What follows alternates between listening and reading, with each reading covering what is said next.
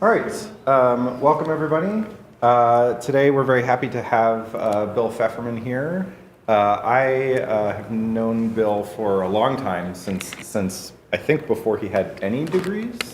Yeah, I'm very happy to be able to bring him out here. Bill is currently a research assistant professor at the University of Maryland with a joint appointment at NIST in Maryland. And I'm a little fuzzy on the details of how that relates to NIST here, but if you want, you can ask him about that after. Before that, he did postdocs at Berkeley and the Maryland Quantum Center, right? And he got his PhD with Chris Humans and Alexei Kitaev at Caltech. And today he's going to talk to us about characterizing quantum computational power. So please join me in welcoming Bill. Okay, thanks, Josh. It's really great to be here. So I want to tell you today a bit about my research, which concerns how to characterize the computational power of quantum physics. And before I start, I want to say that I'm aware there's a variety of kind of backgrounds in the room. I really don't want to assume anything. So if you have a question, just please ask. If something doesn't make sense to you, I'm sure it doesn't make sense to anyone else. All right, so the starting point for this talk is that interest in quantum computing is truly exploding, okay? But I'm a quantum computing guy, right? So of course I would say this, right? So why should you ever trust a quantum computing guy who tells you that interest in quantum computing is truly exploding? Okay, well, let me try to convince you that this is really just objectively the case. Okay, and to do that, what better way would there be than to talk about what the media is saying about quantum computing, right? And so, indeed, from my perspective, I read the mainstream news, just like everyone else in this room, I'm sure. And it seems like at least once a week, maybe more, there are these completely sensational articles in the mainstream news, like Newsweek or New York Times, with headlines like, "Revolutionary quantum computer is one step closer to reality after major breakthrough." Right? And from my perspective, I would believe this if I saw this like once every 2 years, right? But when it gets closer to twice a week, I get a little bit skeptical, right? Or here's another one of my favorites, China's race for the mother of all supercomputers. Believe it or not, that's supposed to be the quantum computer. Okay? Just got more crowded. Right? So admittedly, these articles are not completely factually accurate. They're almost always sensationalized and exaggerated. But I think something is clearly going on here, right, to justify so much hype. And I think at the very least, what can't be denied is there's enormous and growing industry interest for quantum computing, right? To the point where, almost every one of the major tech players of the day, like Google, Microsoft, IBM, closer to home here, Honeywell, Intel, Alibaba, Baidu, all of these guys now have a major investment in both the theory and practice or experiment of quantum computing, okay? There's even a really exciting new startup scene, right, that attempts to bridge quantum efforts in industry and quantum efforts in academia, right, to the point where some of the major academic groups in the field of quantum computing have affiliated spin-off companies, okay? This was something that didn't even happen, say, 2 or 3 years ago, okay? But it's happening today, all right? So with all this hype, right, with all this excitement that's happening from academia and industry and the media, someone should tell you the truth, okay? So let me try to tell you the truth about quantum computing in one slide, okay? So here we go. So what is it? It's a good place to start. Well, quantum computing is a genuinely different model of computation, the likes of which we haven't seen before, okay? These computers will harness quantum mechanics. That's our best current theory for how nature works on a super tiny subatomic scale, right, to perform certain problems exponentially faster than classical computers. Okay? But no matter what you hear in the New York Times or the Washington Post every other week, right, we have no reason to believe that quantum computing will be a panacea. Okay, so for example, we don't believe that quantum computers will be able to solve NP-complete problems efficiently.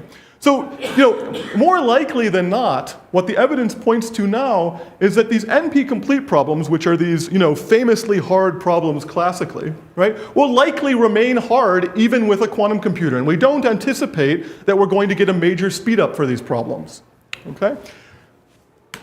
Okay, but I think nonetheless, even though quantum computing will not be a panacea, I think what's becoming clearer and clearer as the technology matures, right, is that quantum computing will require a complete rethinking of many foundational aspects of classical computer science. Okay, so I think the most extreme example we have so far of how quantum computers will shake things up in computer science is Shor's algorithm for factoring large integers on a quantum computer. Okay? So this is a famous result, a famous algorithm, due to Peter Shor from the early 90s. And what it says is that a large enough quantum computer would be able to factor integers, right? So that's, the factoring problem is just like you think it would be. Given a large integer, right, output its prime factors, okay? Now, why do we care about the factoring problem? Most of us here are probably not number theorists. Certainly I'm not. Okay? But it turns out that as a result of Shor's algorithm, what we know is that large quantum computers running Shor's algorithm will be able to break nearly any currently utilized public key cryptography scheme. Okay? So this is not just going to change cryptography in a kind of subtle way, right? This means that if we had a large-scale quantum computer, we need to revolutionize, our thinking about cryptography. Okay? But here's the thing, right? For better or for worse, and let's face it, I think it's for better, we have yet to see Shor's algorithm implemented on a sufficiently large scale to break any mainstream cryptography scheme. Okay? So this is not something we've seen yet. Okay. So if Shor's algorithm is so exciting, and it's one of the main reasons people have thought about quantum computing historically, right? But Shor's algorithm, I just told you, is kind of not anywhere close to fruition experimentally. Then why is there so much recent excitement about quantum computing now? Right? Why is every tech company and their uncle, investing millions of dollars in trying to understand this technology now? Right? Well, I think, unfortunately for us theorists, the recent excitement about quantum computing was really, had nothing to do with anything that we did. Okay? Right? I would love to be accountable for it personally, but it really wasn't me, unfortunately. It was because of experimental advances that were geared towards building large-scale quantum computers, which is the eventual goal, okay, that still are not there, okay? They're not able to, say, implement Shor's algorithm on a large scale, but they are leading to what we call the noisy intermediate scale quantum era, or we abbreviate by saying the NISQ era. Okay? And this era will be marked by several experimental groups that will soon be able to implement noisy quantum systems on the scale of 50 to 70 qubits. Okay? So our focus today will be on the Google efforts because we've been working very closely with the Google group. But in fact, there are many parallel efforts, right, from around the country and even around the world. Now, these systems will be too noisy, okay, and not large enough to run many natural quantum algorithms. So this is why, again, we're not going to see Shor's algorithm being run in the near term, okay, on these near-term quantum systems. Shor's algorithm is not a NISQ problem, okay? But on the other hand, right, these systems are also rapidly becoming too big to be naively simulated by classical computers. Okay? So this is why we call this the intermediate scale regime, because on the one hand, these systems are going to be not large enough to run, say, Shor's algorithm or these kind of idealized algorithms from the 90s, right, that we've known about for a long time, but have always assumed that we have, infinitely scalable quantum computers that are perfect and so on. We're not going to see that yet, okay? But at the same time, we don't know how to predict the behavior of these computers classically. We don't know how to simulate them classically, okay? And so, while I think the experimentalists really have the credit for getting us here, I think the major challenge is really for us algorithmists. It's really a computer science challenge at its heart, which is that what we need to do is understand the near-term capabilities of these quantum devices. And I want to be really clear about this, in case it's not obvious. This is not something that might happen in the next 50 to 100 years if we're lucky. This is a challenge that addresses what's actually happening in the lab today or, say, in the next 6 months to a year timeline. Okay? We're building these quantum computers. They're not perfect, but we don't understand how powerful they are. And it really rests on us computer scientists to understand what they can do. Okay? So, this challenge about understanding the near-term potential of quantum computers has become the ultimate challenge, the framework, or the foundation of my research. So much so that I've decided to rename my field. I now call it experimental quantum computer science. Okay? Now, I think it's worth taking a step back for a moment so that I can tell you how excited I am that I can call my field experimental anything. Okay? The truth is, when I joined the field like 8 or 9 years ago, okay, there were a lot of really interesting questions in quantum computer science, okay? But nearly none of them, okay, had anything to do with the status quo in experiment at the time. Okay? We just weren't there yet. Experimentalists were building like good 1-qubit quantum computers, right? And quantum computer scientists were talking about n qubits, where n is scaling and going to infinity. Okay? So there was this fundamental gap there between theory and practice. But you see, I think today we've arrived at what might be the unique moment in the history of computation where computational theory and quantum experiment are converging. Okay? And as this happens, I think some of the most interesting questions in both fields are at their very intersection. Okay? Both quantum theory and quantum experiment.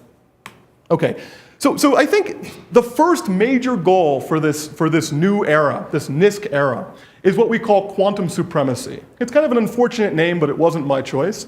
But nonetheless, it's been the focus of my work, my research, for the last 2 or 3 years. Now, quantum supremacy is rapidly approaching, and what it is the following. It's the first practical demonstration of a quantum computation that's prohibitively hard for any classical computer. Okay? So it's the first experimental demonstration of a quantum speedup that we've ever seen. Okay? Now, this is so important that we get this right. Right? So I think we have a few requirements, okay? A few constraints. We need to find a task, that's a computational task, that's experimentally feasible. Like feasible in the very near term, like on the 6-month to 2-year timeline, okay?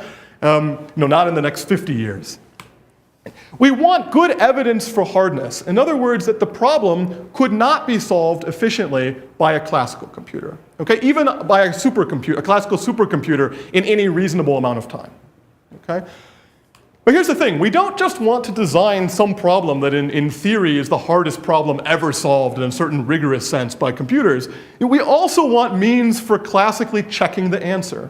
And it turns out that these candidate problems that we'll toss out there for quantum supremacy, these candidate computational problems, are so difficult that even knowing when you've solved them is itself a difficult problem. Okay? So we'll talk about that. Okay, now quantum supremacy is an important stepping stone, kind of a first step, like I said, to the eventual goal, which is scalable quantum computers. Okay? But I think it's much more than that. I think in a certain sense, it's going to be a watershed moment for the history of computation. Okay? So I think from a computer science standpoint, right, I think the reason quantum supremacy is important, right, is to pinpoint the very foundations of computation, to understand what does computation even mean? What is the definition? Which, of course, as computer scientists, would be really nice to know, right? That's because we can think of quantum supremacy as the first experimental violation of what we call the extended Church-Turing thesis. So roughly speaking, what this violation would mean, okay, would be the following. If we want to model efficient computation by some theoretical pervasive model, right, we must consider quantum mechanics. It's actually a truly profound statement, right? What this is saying is that the model that theoretical computer scientists have used to model computation theoretically since the beginning of computation, since theoretical computation was a thing, right? That's the Turing machine, of course, right? Is just not the right model for efficient computation. It's not the right model because it doesn't consider quantum mechanics. Okay? So that's really a profound statement. And I think, more specifically, quantum supremacy will be the first time we'll see a computational problem solved efficiently by any means, not just by a quantum computer, that cannot be solved efficiently by any classical computer. Okay? Is it clear what I mean by this? Okay, cool. Okay, from a physics point of view, I think there are reasons to care about quantum supremacy as well. I think we can think of quantum supremacy as validating quantum physics in a certain regime that maybe we haven't really seen before. Okay? So, one of the most basic postulates of quantum mechanics is that the state of an n-qubit quantum system is described by 2 to the n complex numbers. Okay, so there's this intrinsic exponential scaling in the description size of a quantum state. Okay? And this exponential growth is arguably the most counterintuitive aspect of quantum mechanics. And I don't want to say this lightly because there are plenty of very counterintuitive aspects in quantum mechanics. Okay? And so I think this is so counterintuitive that for the last 100 or more years, since the very foundations of the quantum theory, right, physicists have asked from different perspectives what roughly amounts to the same question in disguise, which is, is this exponential description of a quantum state really necessary? Okay? Or is it really the case that if we knew more about how physics works, how nature works, we would find some simplified, compressed, polynomial-sized description? Okay? That we just haven't found yet. All right? And once we do that, we'd find that this whole quantum stuff is just nonsense. Okay? So people have asked this for a long time. And I think quantum supremacy will give us a new limit in which to test physics, which we call the regime of high complexity. Right? But in this regime, like I said before, there's this profound difficulty, right? Which is, how do we verify something that's intrinsically exponentially complex? How do we know it's there? Okay? So I'll talk about the state-of-the-art means for doing this today. Okay? Okay, now these last 2 motivations, I think they're very important. They're important from a foundational perspective for computation, and they're important from a foundational perspective, for modern physics. But I think maybe they're not the most pragmatic. Okay? This one is, I think, useful today. Okay? Which is that it turns out that tools that we've developed in the context of trying to understand or really to verify quantum supremacy are today being used in the lab, okay, to verify near-term quantum devices. Okay, in a much broader context than just this initial goal of quantum supremacy. Okay? So I think the point is this. For quantum supremacy, it seems necessary to have a large quantity of high-quality qubits. Okay? And like everything else in life, achieving both quality and quantity at the same time is very difficult. Okay? And so in recent years, tools that were developed initially to understand quantum supremacy, which is again just the first goal for the field of quantum computation, have now become more and more central to experimental efforts in validating near-term devices in the lab today. So for example, we hear Google talk about how they're using these tools that we originally developed for quantum supremacy to, for example, tune their qubits in the lab or diagnose experimental errors. Right, so the point is, these tools are now becoming kind of entangled fundamentally with the eventual goal, which is to build and verify these experiments in the lab. Okay? So they're not just useful for this initial goal of establishing an experimental quantum speedup, which we call quantum supremacy. Yeah, yeah. I just want to make sure, when you say high-quality qubits, you mean low noise? Yes. Okay. Okay, so now that was my introduction. So does anyone have any, before I kind of dive off into slightly more technical territory, does anyone have any questions about that?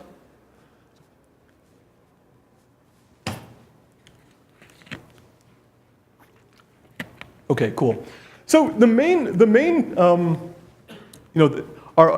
message I want to tell you today, technically, right, that we're really excited about, is we've recently shown how to establish quantum supremacy, okay, from totally random quantum experiments. Okay. Now, why is this? So let me try to explain to you why this is so exciting in the next few slides. Okay. So to understand this, we have to understand where quantum speedups come from. Right? Why are quantum computers so good at solving some specific tasks? And there's kind of one reason that kind of pops out in my mind, which we call interference. It's a kind of bizarre, sometimes counterintuitive phenomenon. To understand what interference is, let's first look at a randomized classical algorithm abstractly. Okay? In a randomized classical algorithm, by definition, we will not see interference, because interference is a quantum thing. Okay? So if we look at a randomized classical algorithm abstractly, okay, what it looks like is something like this. We have some initial state that the computer starts in, right? We have some acceptance state, right, that the computer accepts if it reaches. And then we have a number of accepting paths, like computational paths that go from initial to accept. Okay? In a randomized classical algorithm, it's very clear what these paths are. They're just sequences of random coin tosses which take us to the accept state. Okay? And each of these computational paths occurs with some probability. Right? For example, here we have 3 computational paths. In general, I could have an exponentially many number. Okay? But 1 occurs with probability 3rd, and 2 occurs with probability 4th. Okay? And now if we want to find the acceptance probability of the algorithm on a fixed input x, it's clear what we do. We just add these probabilities. Okay? And we get that the acceptance probability of this algorithm on a fixed input is 5/6. I just add these numbers. Okay? Okay. Quantumly, we have a very similar situation if we look at a quantum algorithm with one profound difference. Okay? And the difference is instead of having positive probabilities on each computational path, okay, we have something called a complex amplitude, okay, which is in general a complex number. Right, so for example, the amplitude of this computational path, right, is I over 3. I is the square root of -1. It's not a real number, it's a complex number. Okay? So then, as before, what is our rule for finding the acceptance probability of this algorithm on a fixed input? Well, we apply what's called the Born rule, which says the following. It says we should sum these complex numbers, okay, take the norm and square it, right, to get the output probability. Okay, but when we do this quantumly, there's something very different that happens that didn't happen classically, okay? Which is that quantum algorithms have cancellations. Okay? They have cancellations because we're summing a whole bunch of complex numbers instead of positive probabilities. Right? And so this gives us a lot more freedom for a quantum algorithms designer. The goal of a quantum algorithms designer, if you will, is to kind of choreograph these cancellations. Okay? So that possible paths that lead to the correct answer, right? Like if we should accept that, that lead to the acceptance state, or reject that lead to the rejecting state. So those possible paths leading to the correct answer should reinforce and add, so that we have a lot of probability mass on the right answer. Okay? That's what we call constructive interference. Okay? And then we want possible paths that lead to the wrong answer, okay, to kind of cancel each other out. So we have very low probability mass on the wrong answer, so that when we sample from the outcome distribution, we don't see it with very high probability. Well, this canceling each other out, we call this destructive interference. Okay, so constructive and destructive interference. Is this clear? Have we kind of seen this before? Okay, cool. This is really the fundamental difference. Yeah. But that depends when you read the result, right? Sorry? Depends when you read the result. Depends when you read the result. Yes, when you read the result. I'm assuming at the end of the algorithm you're going to make. Yeah, that's a good question. Anything else? Okay, good. But here's the thing, like I told you before, quantum algorithms from the 90s, like Shor's algorithm, are notoriously difficult to implement. Okay? And there's many reasons for this, but if we zoom out far enough, right, the main reason, I would say, is that the speed-ups that these algorithms get come from carefully engineered outcome distributions that are the result of large amounts of constructive and destructive interference. So for example, if we look at Shor's algorithm at the end of the day, right, after we apply the algorithm, but before we read out the answer, before we sample from the outcome distribution, what we're asking for is something like this. We want a single outcome, like outcome 2 here. Maybe outcome 2 encodes the right answer, the correct answer for Shor's algorithm, which is the factor of a number, right? Well, we want that outcome to occur with huge probability, so when we sample from this outcome distribution, we see it, right, with very high probability. Well, that requires a huge amount of constructive interference, okay? And then we want all the rest of the outcomes that encode the wrong answer, that aren't the factors of the number, right, to die off, so we don't see them with high probability, okay? Well, not surprisingly, this behavior is far from what we'd expect in a typical quantum system, right? And so, consequently, it's hard to make this happen in the lab. Let me put this another way. Proving a quantum system's computational power by having it factor integers, okay, is a bit like proving a dolphin's intelligence by teaching it to solve arithmetic problems. The point is this, right? Dolphins are probably really smart, okay? But if you want to prove this to me rigorously, right, it's probably not the easiest way to go out and teach a dolphin to add 2 numbers, right? It would probably be a much wiser idea to watch what they do in the wild naturally, right, and conclude their intelligence based on that. Okay. So This is exactly what we're going to try to do in the near term with quantum supremacy. The point is these near-term quantum experiments are noisy. And this experimental noise profoundly restricts this interference property. Okay? So for example, if we look at the output distribution of a near-term quantum algorithm, it doesn't look anything like these peaked distributions that we were expecting to get from Shor's algorithm. It looks more like this. It's kind of reasonably flat, not uniform, but not so peaked either. Okay? And so the only supremacy proposal that I think really makes sense for these near-term systems, right, is the equivalent of watching the quantum dolphin in the lab, okay, and seeing what it does naturally, right, which we call a simulation proposal. Okay, so here's the proposal. Given as input a random quantum circuit, just the description or the code of that circuit, sample from its outcome distribution. Okay? So in other words, let's be really clear about what this simulation proposal is saying, right? It's asking the quantum circuit, the quantum system, to simulate itself, okay? And the reason this is so interesting is because this is an experimentally feasible proposal, okay? This is not something that might happen in 5 years, 10 years if we're lucky, right? Google is implementing this experiment in the very near term, like in the next 6 months, or even doing it now, for systems of 50 to 70 qubits. Okay? But there's a profound computer science question here. It's kind of our question, right? Just how hard is this random simulation problem for classical computers? Remember I told you, right, that interference was the reason for quantum speedups. But then I also told you that in the near term, we won't be able to see these really peaked interference patterns that we'd need to run, say, Shor's algorithm. Right? So what this question is asking is, can we get genuinely, impressive quantum speedups, right, from only average case interference patterns, right? And in fact, this is what we do. Okay, we establish the classical hardness of simulating random quantum circuits. Okay, so not only does this give a theoretical basis for Google to claim that their experiment is actually quantum supreme, okay, which it does, but it does more than this. What it's doing is it's solving this fundamental problem in quantum computation. It's saying that the hardness of quantum circuits are in fact very generic. Right? We can choose a random quantum circuit and get a speed up with very high probability. Okay? Okay, so the starting point for this theorem is the following fact, okay, which I think is intuitive, is that there exists a very special worst case quantum circuit for which we can prove that no classical algorithm can efficiently simulate. Okay? And the intuition here we've already discussed is that this worst case quantum circuits for which we can prove no classical algorithm can simulate it, right, are precisely those that generate carefully engineered outcome distributions that come from a large amount of constructive and destructive interference. So for example, these algorithms like Shor's algorithm from the 90s, there's actually a formal sense in which we can prove no classical algorithm can simulate the quantum circuit that comes from Shor's algorithm. Okay?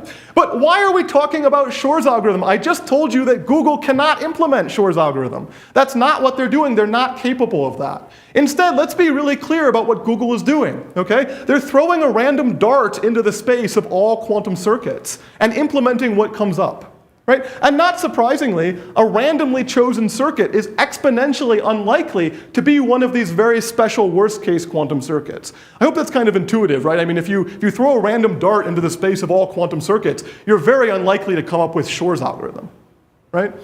Okay, nonetheless, what our result shows is the following, and we find this pretty surprising. We give a worst-case to average-case reduction for simulating random quantum circuits. So let me explain to you what our result does graphically in this picture over here, okay?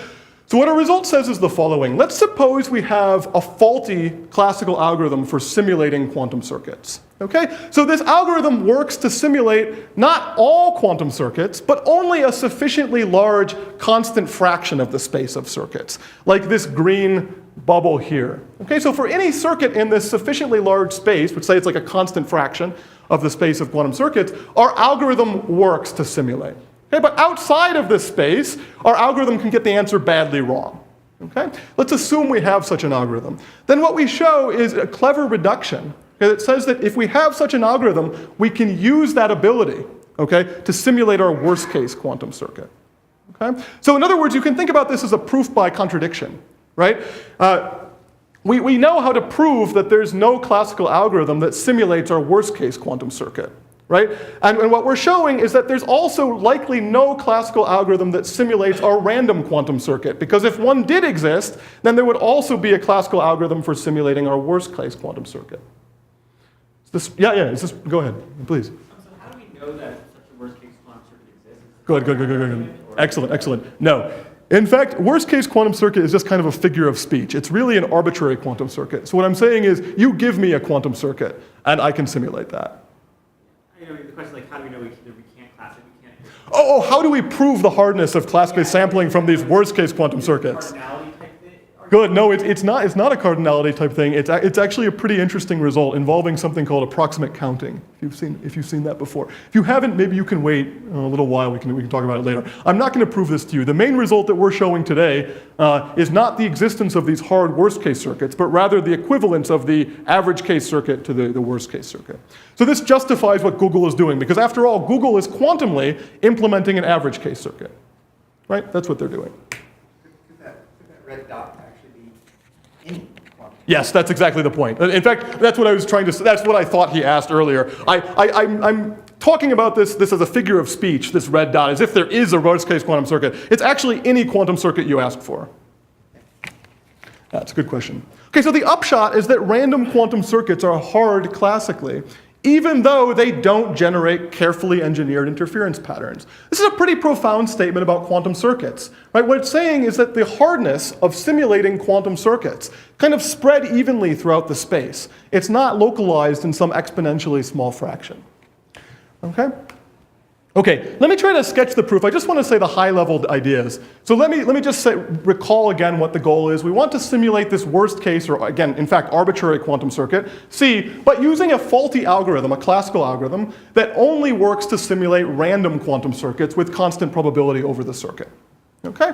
And so here's a natural idea, right? Why don't we take our worst case quantum circuit, C, and scramble it to make it look random? Is it clear why that might be a good idea to prove something like this? Because we're assuming the ability to simulate a random quantum circuit. So clearly, if we want to simulate our worst case quantum circuit, it would be nice to make it look more random, right?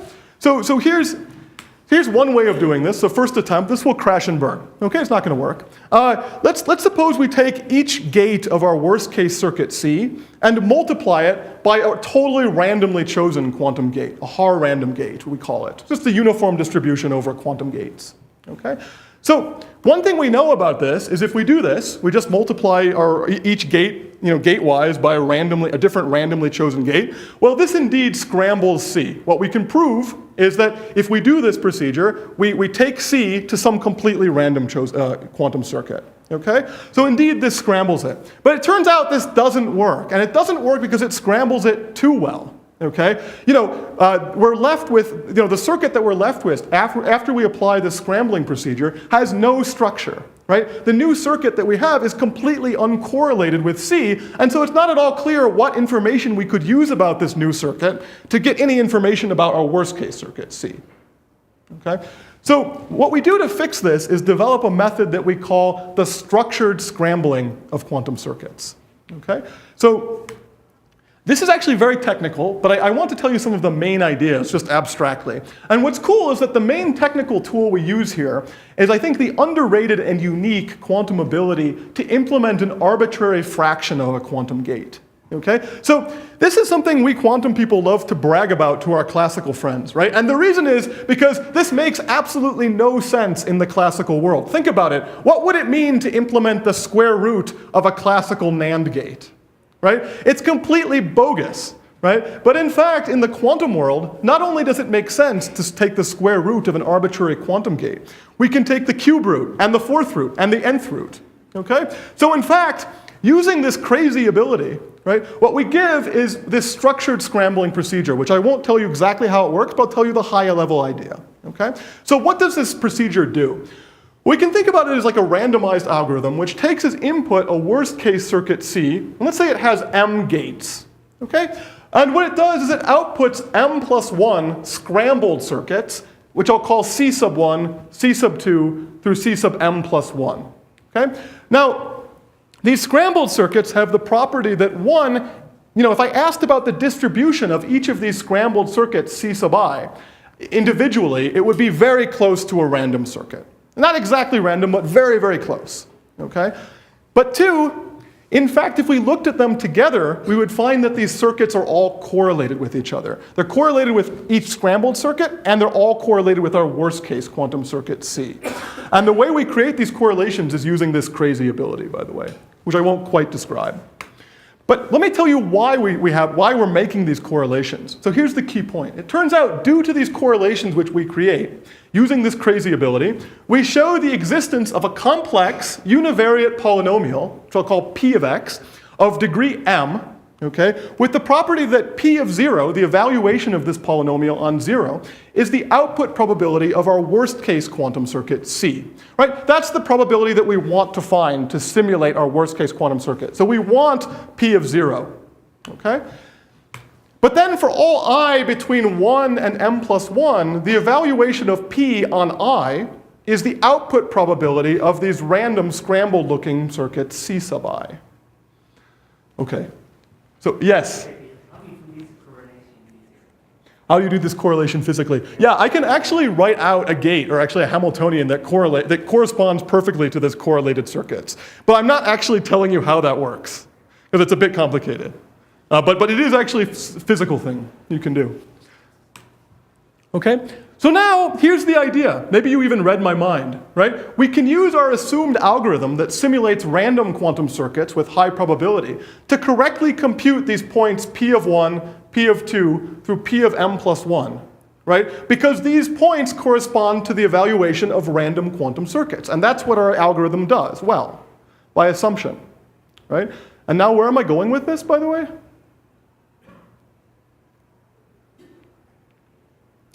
Maybe someone who's not a theorist, because I feel like maybe this is clear to theorists. Let me say it a little bit clearer, just in case it's not good. So I have a polynomial. It's a univariate polynomial of degree m.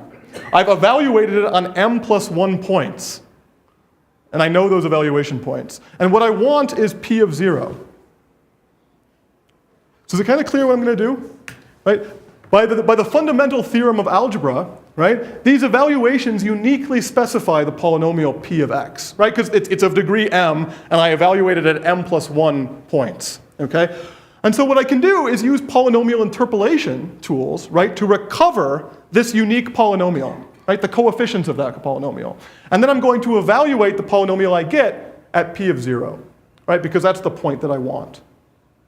Okay, that's the end of the sketch. Yes? So do we trust you that the fundamental theorem of algebra works probabilistically? Because yes. Things, you can only solve them with some probability. Excellent question. Excellent question. Yes, you trust me on that, or I can tell you very quickly why this does work. It turns out to depend very highly on what the success probability of this algorithm is, right? In other words, what fraction of the space does this work on? And what you can show is, here's the most naive thing you can say. Suppose this algorithm is, the success probability of this algorithm is large enough, so it works on most of the space. Then you can show with constant probability, okay, it works on every single one of the points correctly, right? That's just by a union bound, right? And then in that case, it's clear that this would work. Okay, but of course that's not the interesting case, and that's why I'm being a little cagey here. The interesting case is if it doesn't work with that high probability, it works with probability third, right? In that case, you have to use some really deep math to recover this polynomial, okay? We do it, but it's not something I'm going to show. Yeah, go ahead, yeah. How big is it? How big is m? Yeah, it turns out it should be roughly the number of qubits in the system. So polynomial extrapolation on 50 qubits has a condition number of like 10. Yes. This is not a very well-conditioned problem. And the polynomial doesn't satisfy. Yes. Okay. And so we actually have to work on, this is actually a very technical result that I'm kind of, presenting at a high level. But yes, absolutely. If you look at our proof on this, it's like a 20-page proof because we need to worry about all these issues. Okay, great. So now, how am I doing with time, Josh? About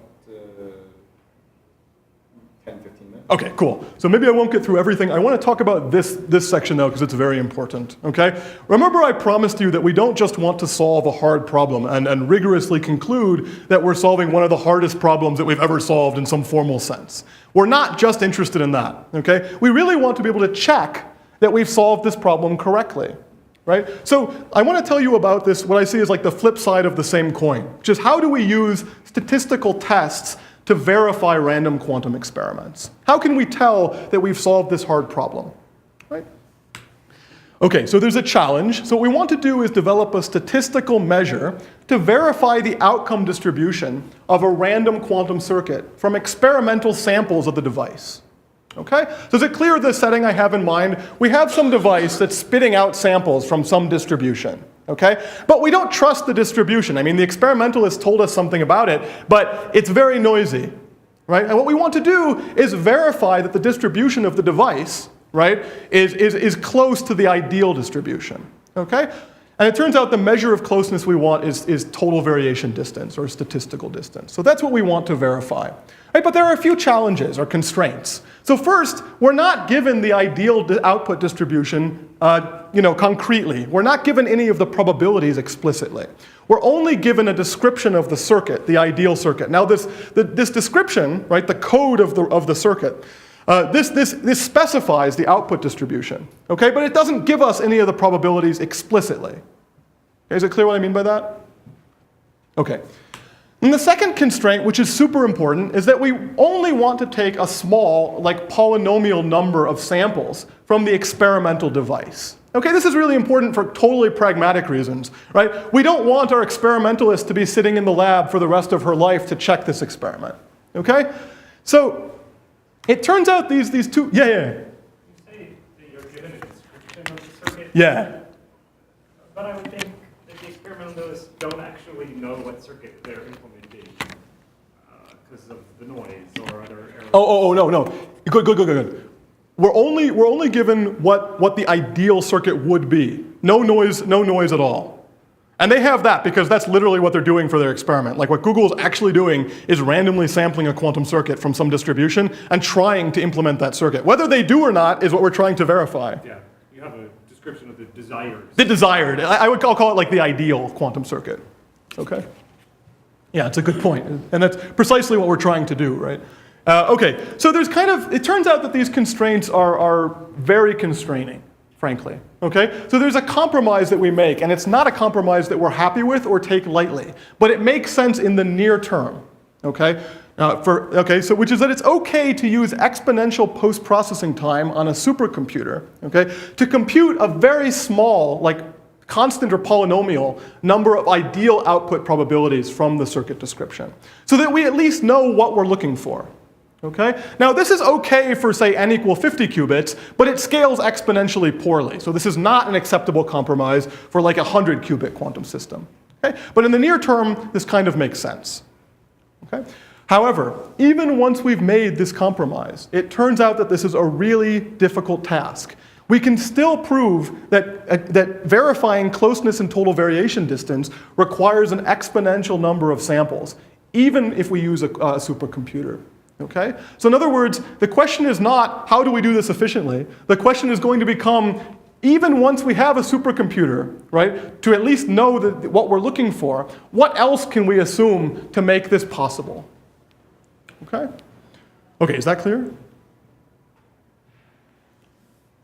Okay, so let me tell you what Google is currently doing to test their quantum computer. This is not something that they're going to do in 20 or 30 years. This is what they're doing in the lab today. Okay? So their proposal is to compute the following score. Okay? And they call this score the cross entropy. Right? So cross entropy is a score that takes as parameters the device distribution. That's the distribution that we have no control over. It's coming out of the experiment.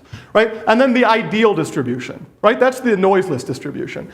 And the cross entropy looks exactly like entropy, okay? Except the probabilities come from the distribution of the device. Okay? And the log of the probabilities come from the ideal distribution. That's why it's called cross entropy. Is that clear? I think it's a good name, actually, right?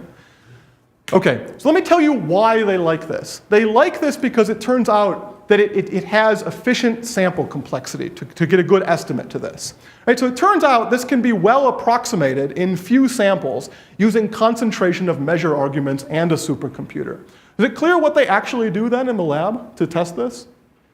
Well, let me tell you, because I'm running out of time. What they actually do in the lab is something like this. They take k samples, let's call them x1, x2 through xk. These are n-bit strings that they get from their device. Okay? For each one of the k samples, okay, what they do is they use the supercomputer with the circuit description to compute the probability of that sample occurring. Okay? Then they take the log of that number and they average them for all k. Okay? So in this way, what they get is a proxy for the global cross entropy, which of course depends on an exponential number of probabilities, right? All the probabilities in both distributions. And it turns out using these concentration of measure arguments, which are somewhat clever, that this approximates the global cross entropy very well in few samples. So that's what they like. Then they accept if the score is sufficiently close to the expected ideal cross entropy score, which can be calculated analytically. Okay, so what do I mean by that? Well, first of all, what is the expected ideal cross entropy score? It's the cross entropy of p ideal and p ideal, which is the same as the entropy of p ideal. Right? And because they have some information about the distribution of their random quantum circuit, which we just know about, they can actually compute what the score should be. Okay? And so the proposal is just to compute this score and then accept if it's close to what it should be. Questions? What's the sample complexity? It's a great question, right? What I mean is, how many samples of the device do you have to use to obtain a good proxy to the score? So the whole point that the reason they're using this is because the sample complexity, the number of samples they need to compute a good approximation to this score is polynomial instead of exponential, which would be the naive way of doing it. Yes? For the cross entropy score, like how do we expect that to be distributed across different quantum devices? Good. It turns out that we don't know this in general, okay? But for random quantum circuits, okay, it converges very sharply. Okay? So for random quantum circuits with very high probability over the circuit, it like converges to a single score. Okay? Why is that, roughly speaking? It's because we actually understand the ideal outcome distribution of random quantum circuits. And it turns out that it looks reasonably flat. Okay? That's also why we can use these concentration of measure arguments. Yeah. So did you say you knew the true entropy of the ID? Yes, with high, yes. But then in cross entropy, you're taking empirical estimates? Yeah, that's exactly what it is. These are good questions. Anyone else have a question? Okay, good. So here, now the question comes down to us computer scientists, right? Which is, okay, what they care about is closeness and total variation distance. But that's not what they're doing because the sample complexity is too high, right? So instead, what they're doing is this cross-entropy score. But why should scoring highly on cross-entropy correlate at all with getting close in total variation distance? It's kind of a reasonable question, right?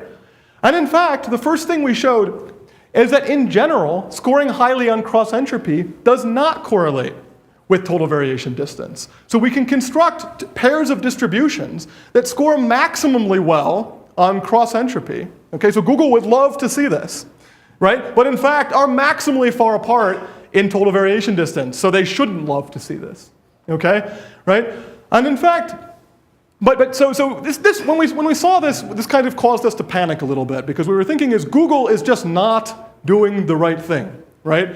But what we thought about this more, and we think we have a partial answer for them. We think we understand the cross entropy a little bit deeper, which is that here's what we can prove. This is kind of our result. It turns out if we make a natural assumption about the error model of the quantum device, about the experiment, okay, then indeed scoring well in cross entropy, which is what they're doing, right, does verify closeness and total variation distance.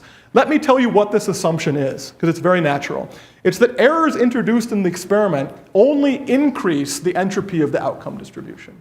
Okay? So it turns out we can prove that once you make this assumption, okay, in fact, scoring highly in cross entropy, which is what they're doing, right, does correlate with total variation distance.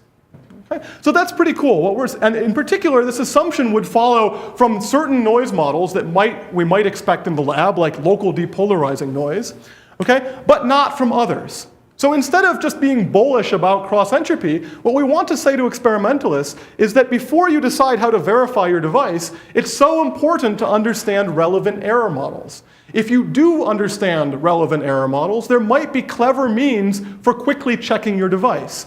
But if you do not know your relevant error models, you might be provably hosed. There might be provably nothing you can do to quickly check your device. It's our contribution. Okay, let me skip this because I'm running out of time rapidly, and I want to just get to the future goals for quantum computing. Right, so we kind of have three things that I think is so important that we do now. Okay? First, we need to develop the next generation of quantum algorithms that can be implemented in the very near term. Okay? Now, we already have candidate problems for what these algorithms will solve. They'll solve these quantum simulation tasks. Okay? In other words, they'll simulate quantum systems that occur naturally in physics. Okay, and because quantum physics is ubiquitous across the sciences, this will have broad application to chemistry, to physics, to material science, all across the board. This is a very important goal. Okay, but the starting point, I think, will be some of the tools that we've built for quantum supremacy. And the reason is because these quantum supremacy tasks that we're proposing, right, are simulation tasks. Right? They're primitive simulation tasks. And so by understanding these simulation tasks, we're building the toolkit for understanding the hardness of the next generation of quantum algorithms. Okay? We also want to develop the tools to verify near-term quantum experiment. It's not enough to just solve some really hard problem. We want to make sure that we get it right. And of course, the starting point for this would be our work on verification via the cross-entropy proposal, but it's only scratching the surface, right? We need to understand how to efficiently, certify other error models, other experiments. Can we get rid of the supercomputer in some clever way, right? And then finally, I want to understand the limits of quantum computation. I want to understand the ultimate power of quantum computers, not just in the next 6 months to a year, but far out in the future. And I think the main reason is so as to propose new cryptography schemes that are truly quantum resistant, okay? That will survive past the existence of scalable quantum computers. Okay? All right, let me just finish very quickly by concluding. We kind of said three things that we did in this talk, or in fact, I only got to two of them. So one, we showed strong evidence that simulating random quantum circuits cannot be solved efficiently by any classical computer. And the reason this was important is because this is going to be implemented very soon, okay, by the Google team. And in fact, by IBM as well. Okay, and now we can verify random quantum circuit experiments if we make reasonable assumptions about the device output distribution. For example, that the experiment only increases entropy. Well, I didn't talk about this, but it's still really cool. It turns out by considering connections with the classical theory of pseudorandomness, we can obtain the strongest evidence to date that quantum computers can solve problems not only outside P, but even outside NP. Okay? That's it. Thanks.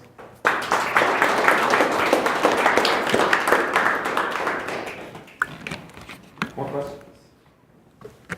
I'm not really sure about the correlation part, the total variance, total variation, and cross-entropy part. Yes.